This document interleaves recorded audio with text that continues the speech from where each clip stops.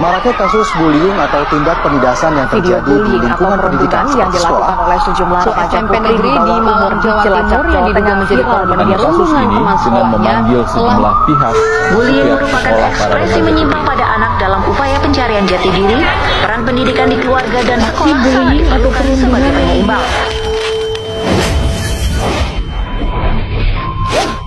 Terima kasih adik-adik karena adik-adik sudah meluangkan waktu untuk kami. Dan di sini saya ingin perkenalkan nama saya Peggy, saya dari Lembaga.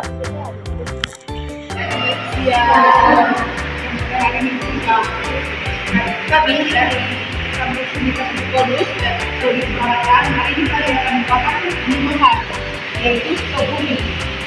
Sebelum itu kami mau memperkenalkan diri kami. Kalau yang ini kamu sudah tahu adik-adik itu. Jadi mengajar saya, kenalkan nama saya Lydia Nugraha Pujianto, biasa disapa Tia. Kenalkan saya Blanca Yati, biasa disapa Yati. Baik, adik-adik, perkenalkan nama saya Mbak Yudhina, saya Ramadhanis. Kita berasal dari Oke, kalau kita yang di kamera ini digunakan ini Anissa, Tia dan sama ada satu yang belum pernah kami dan kamu saja boleh ya kalian sudah mengatakan jauh. Oke, baik adik-adik, saya rasa materi yang kami akan bahas ini sudah dibagi dengan semua. Mungkin di sini ada yang pernah mengalami bullying, ada mungkin ada juga yang menjadi salah satu pelaku bullying juga di sini. Saya harap anak saya itu tidak kayak menjadi pelaku bullying. Baik adik-adik, tentunya mari kita baik. Yang pertama-tama yang harus kita ketahui apa itu bullying? Secara sederhana yaitu bullying atau bullying ini suatu tindakan atau perilaku yang dilakukan oleh seorang atau individu. Nah, kegiatan yang dilakukan mereka itu punya tujuan. Apa sih tujuan yang mereka melakukan tindakan penggunaan atau bullying? Tindakannya mereka ini untuk menyakiti orang lain. Nah, kenapa sih mereka mau menyakiti orang lain? Berani pikiran bukan itu. Kenapa dia pilih saja? Nah, hati ini kami mau jelaskan. Hati ini oke. Nah, untuk mengetahui lebih lanjut apa saja jenis bullying. Yang pertama itu ada secara fisik. Kemudian bullying secara fisik itu seperti apa? Nah, bullying secara fisik itu misalkan memukul, mendorong atau menginjak teman juga. Lalu yang berikutnya itu secara verbal. Nah, bullying secara verbal ini kita bullying secara verbal. Dan saya rasa kalian sering mengejek teman juga. Sering toh? Ya. Oke, itu bullying secara verbal, mengejek, menghina, dan satu lagi memberikan julukan. Siapa yang sering diberikan teman? Kami. Bagaimana kalau ada teman yang beri kamu julukan? Marah. Ada yang sakit hati? Ada. Kita tidak kalau ada yang beri julukan. Karena berikan julukan dan teman-teman yang ini kami menyakiti hatinya kita tapi tidak benar juga loh. Terus yang berikutnya bullying secara sosial. Nah, secara sosial ini yang pertama satunya yang saya sering lihat di PPA itu yang yaitu menyebabkan humor yang tinggi. Nah, dari yang pasti orang yang tidak sedikit pasti menimpa dan itu juga termasuk salah satu jenis bullying. Itu termasuk jenis bullying bagian sosial. Yang berikutnya terus dan ada bullying melakukan itu melalui media sosial. Semuanya di sini main media sosial. Nah, saya baru ini misalnya, kalau ada komentar postingannya orang, kata-kata yang negatif itu, tapi dengan kalau kita komen postingan orang yang negatif, walaupun lewat media sosial ya, itu pasti orangnya ada. Nah, apa sih dampak dari ini? Dampak dari ini yang pertama itu isolasi sosial. Jadi mungkin bagi ada kata teman-teman kalian yang ada COVID itu kita lihat pasti dia sering mengurung diri. Mungkin kamu lihat kan, ada teman yang sering diejek itu dia tidak mau diejek siapa mengisolasi diri, dia tidak mau berteman dengan siapa kan. Jadi dia merasa bahwa orang di sekitarnya dia yang menerima dia sudah saya sendiri tidak mau berteman dengan mereka. Kalau saya menerima saya untuk mereka saya. Yang kedua dapat psikologi. Ini akan sedang psikologi. Nah, kalau psikologi perkirakan semua. Nah, kalau kalian kalau kena dulu pasti kalian merasa cemas dong, kayak tidak ada kepercayaan orang lain. Dia saya dengan dia pasti dia akan melakukan hal yang sama. Terus yang berikutnya ada prestasi yang lebih. Kenapa bully ini bisa berdampak terhadap prestasi yang lebih? Nah, misalkan kalau dia cuma berarti ya biasanya rajin di sekolah, tiba-tiba ada teman yang lain di pandangan kelas misalkan tinggi dia, mulai dari situ dia belajar di sekolah, dia tidak punya prestasi, yang mulai menunggu dia mau belajar lagi dan banyak tidak ada konsentrasi. Apa itu dari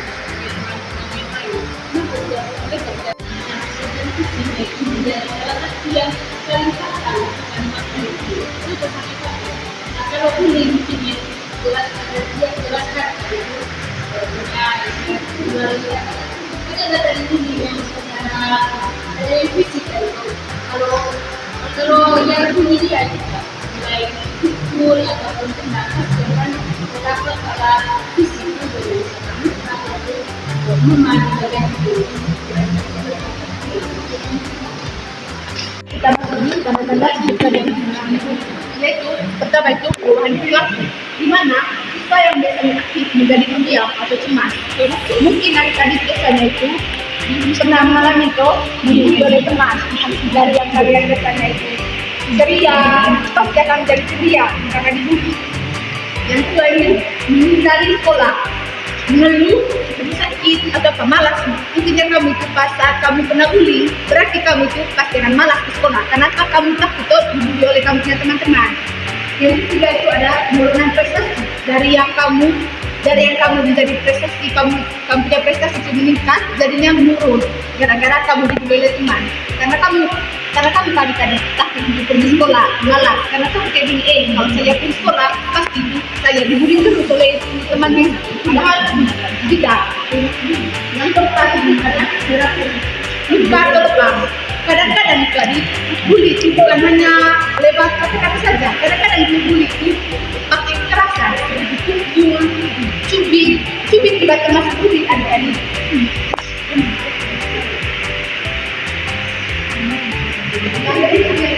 Kalian pasti bertanya-tanya dari saya, kenapa terjadinya bully? Yang pertama itu adalah tekanan sosial. Terkadang pelaku mereka didorong oleh kelompok teman untuk membuli agar diterima. Kan kamu sering lihat mana-mana itu bully itu pasti bukan hanya kayak gini satu orang, pasti mereka berkelompok, mereka bikin circle atau kayak bully temannya satu. Contoh saya ada contoh yang mana teman sih? Gerald, kita semua ini satu kelompok, jadi kita membuli Gerald, jadi Gerald kau supaya ada pintar itu. Mai ya tahu kalau mati dapat. Adanya rasa ingin berkosong, gimana kalau kayak gini kita itu Mau pulang, makasih ya. kita merasa kita paling hebat sudah, paling di atas sudah. Ketika adalah lalu gimana anak yang saya sedang itu Gerald. Kalau misalnya Gerald pasti akan berpikir begini tadi. Kalau Kevin misalnya apa berinteraksi dengan yang suka Karin. Kalau Gerald berinteraksi dengan Karin, pasti apa? Karin. Kalau Gerald berinteraksi dengan Karin lagi, pasti dia ini ada kak kan? Kita semua tuh untuk diri kehilangan yang betul-betul kehilangan percaya diri. Pasti kalau di mana-mana, jadi kalau kita sudah dibully oleh teman-teman, pasti kita kehilangan percaya diri. Kita mau dari yang kita berprestasi, pasti kita akan sudah menjadi anak yang berprestasi lagi. Gimana? Karena ini kita sudah dikena bully ya guys. Gimana kalau kita sudah kena bully ini pasti kita punya prestasi akan menurun karena percaya diri kita akan berkurang. Karena pasti kalau jadi kita bukan di tempat, anak ini ulang dulu, pasti mentalnya kita akan turun.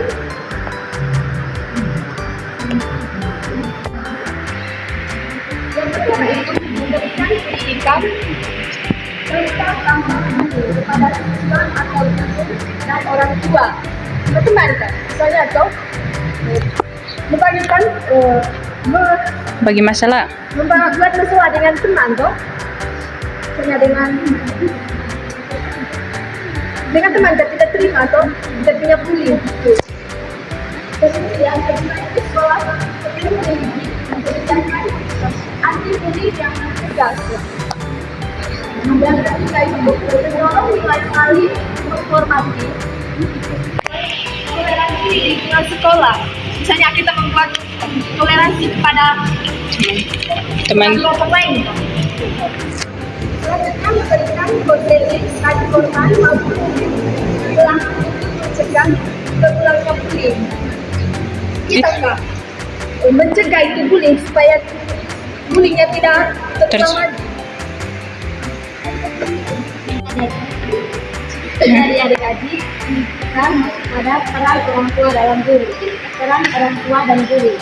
Jadi peran orang tua dan guru dalam bullying itu orang tuanya itu ajak anak berbicara tentang pengalaman mereka di sekolah dan perhatikan tanda-tanda perubahan perilaku.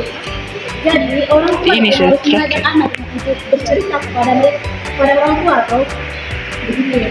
Dari peran guru itu memonitorkan interaksi siswa di kelas, di area umum dan online, segera mendapatkan laporan bullying dan melakukan intervensi yang tepat. Jadi, jika adik-adik di sekolah itu kena bullying, kita harus melaporkan kepada guru ya adik-adik. Sudah. Bersama poster yang kita akan buat. Ini adalah poster yang kami buat untuk ataupun mengurangi terjadinya bullying. Apa sih yang kita lakukan jika malam ini? Yang pertama itu kita terserah ketika kamu mengerti dan akan berarti kami mencari adik dari adik.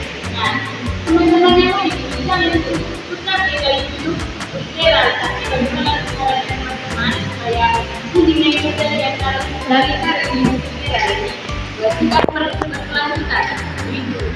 Bagaimana kamu salah satu yang mungkin menanyakan tadi sudah dilakukan. Kamu harus bercerita pada orang tua. Kamu harus melakukan. Juga kita akan menjelaskan kita dampak yang negatif dari lingkungan. Lalu yang kedua,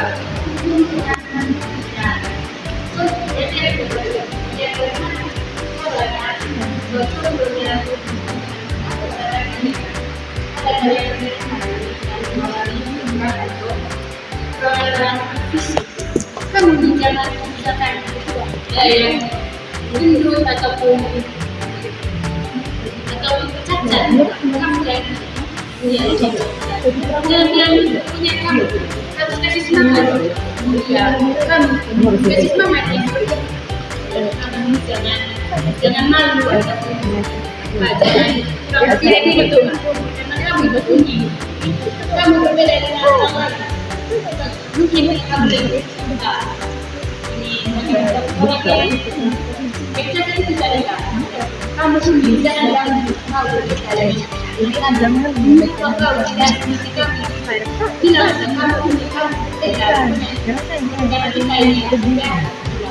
kami belajar bahwa kita manusia ini secitra dengan Allah dan mereka.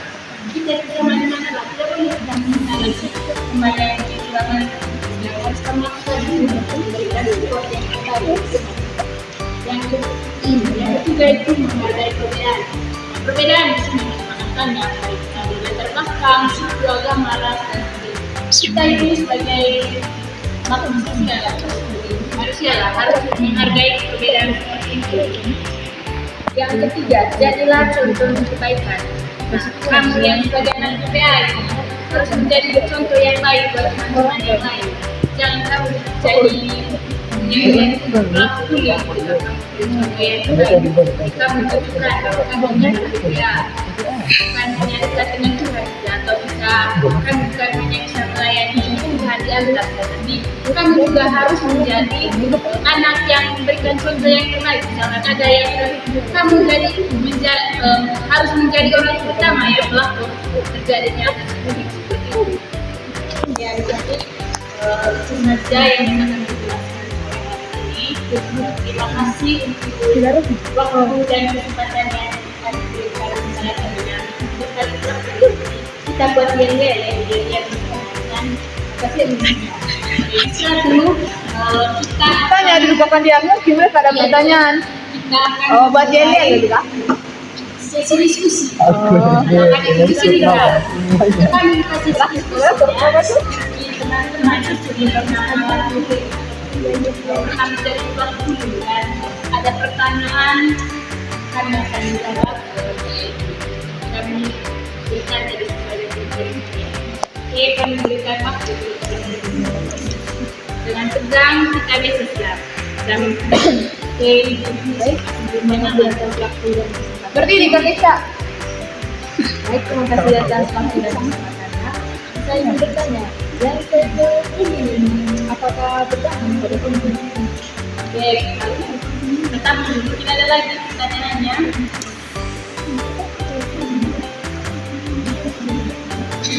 Sambil ini kita jawab dulu pertanyaan dari apakah cyberbullying ini berdampak pada perilaku pada korban juga. Nah, ini juga sangat berdampak pada korban. Misalkan dia mau buka HP, yang pertama yang muncul dari notifikasi dia punya HP itu kata-kata yang negatif dari teman yang melakukan itu, pasti dia mulai berpikiran. Kenapa dia melakukan seperti ini, kenapa dia komentar saya padahal kita seperti itu punya kehidupan, misalkan kehidupan atau apa kehidupan nyatanya saya. Jadi dari dia melakukan seperti itu dan tanpa dia punya kesehatan. Nah, kalau dia sudah mulai yang pertama itu dia sudah mulai cemas, saya tidak mau sudah membuka ataupun post di media sosial itu tadi nanti ada orang yang komen-komen tentang saya hal-hal yang negatif. Nah, kalau dia sudah mulai cemas pasti itu akan bergantung pada dia punya pola tidur. Kalau untuk yang kesehatan itu yang pertama itu bergantung pada kalau kita sudah mulai cemas kan pasti kita banyak sekali. Yang pertama itu pola tidurnya kita karena kita sudah berpikiran bagaimana hasilnya yang sudah komentar saya yang ada baik-baik padahal saya yang komentar itu yang dia media sosial yang pertama itu dan sama dia pola tidur yang terakhir kita kalau dia tidak terakhir dan tidak konsentrasi terus kalau kita sudah sempat pasti kita susah untuk makan. Nah, itu dia juga susah untuk makan dan sudah cemas. Ini juga satunya yang terbuka. Nah, itu juga berdampak pada kesehatan. Kalau kita tidak makan pasti nanti akan sakit lambung dan sebagainya. Jadi itu sangat berdampak. Mulai dari situ nanti ya, kalau isolasi sosial yang tadi dia sudah tidak mau keluar rumah, punya dia mulai merasa apa dia punya diri tidak ada yang mau dia gitu. Dia tidak mau keluar dengan orang yang saya dari media sosial itu tadi tidak ada yang tidak ada yang mau jadi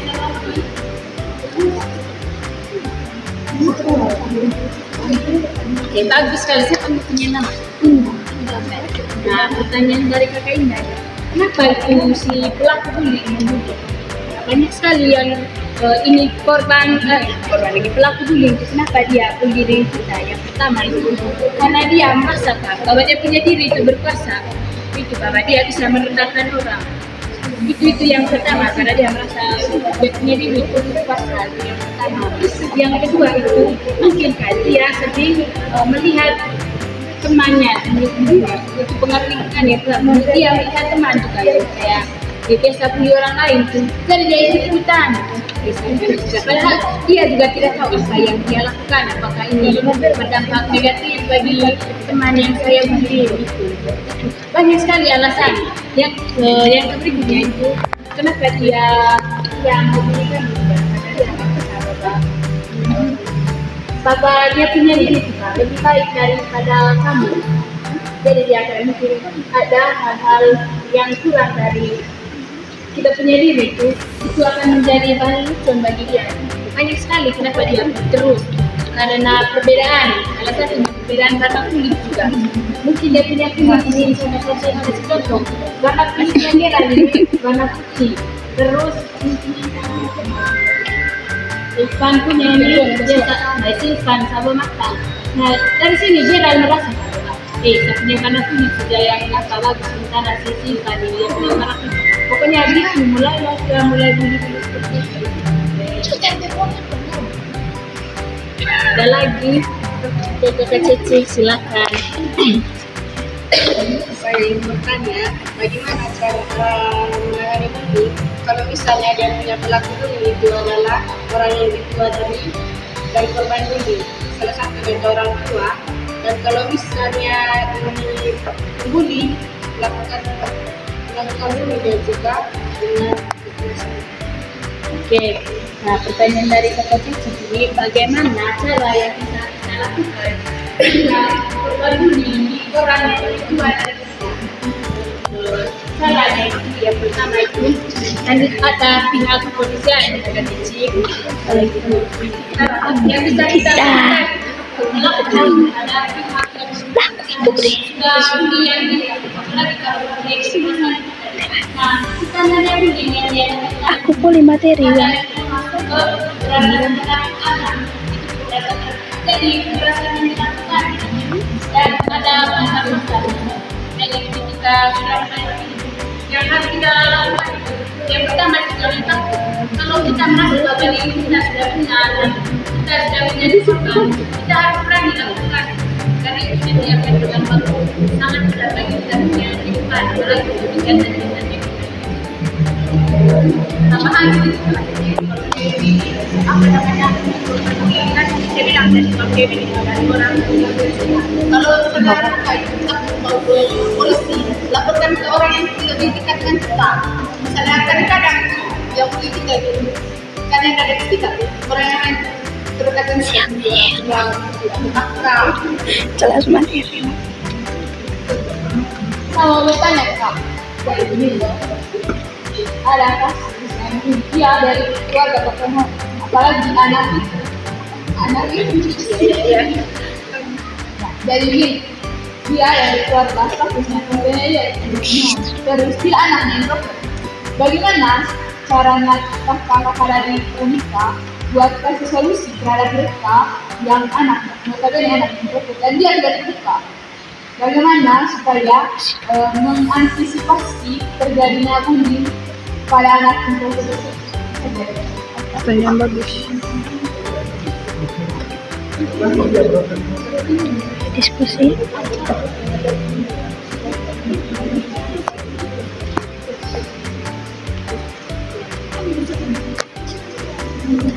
Lanjut.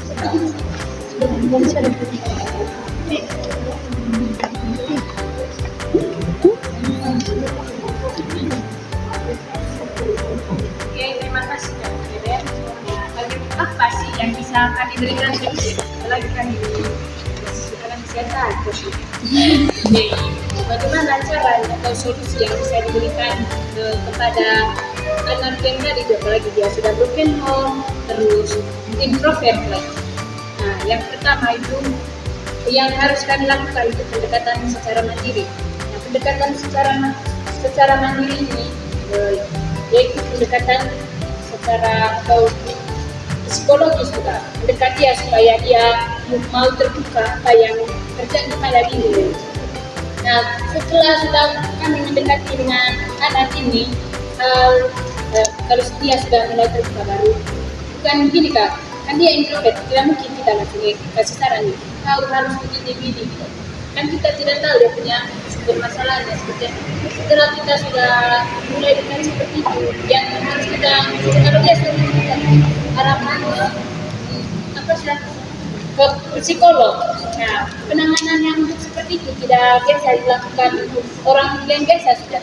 Nah, ada prosedurnya, prosedur ini yang bisa dilakukan itu kalau bukan ke psikolog, itu bisa ke psikiater. Nah, mungkin untuk sarannya sih lebih ke bisa juga mendekatkan dengan guru di sekolah itu Pak.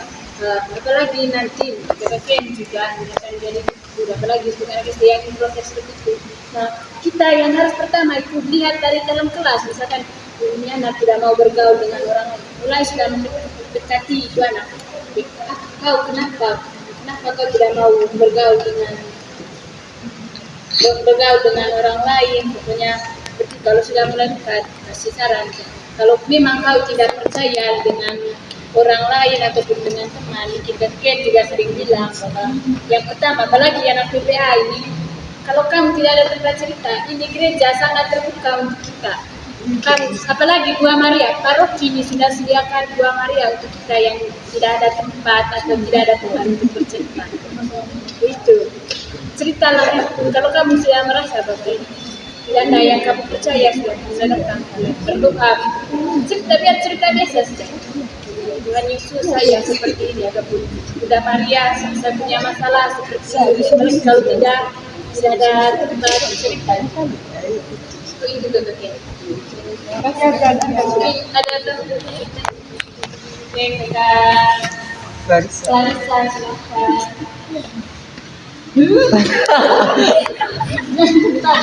Anak inang tolong. 1, 2, 3.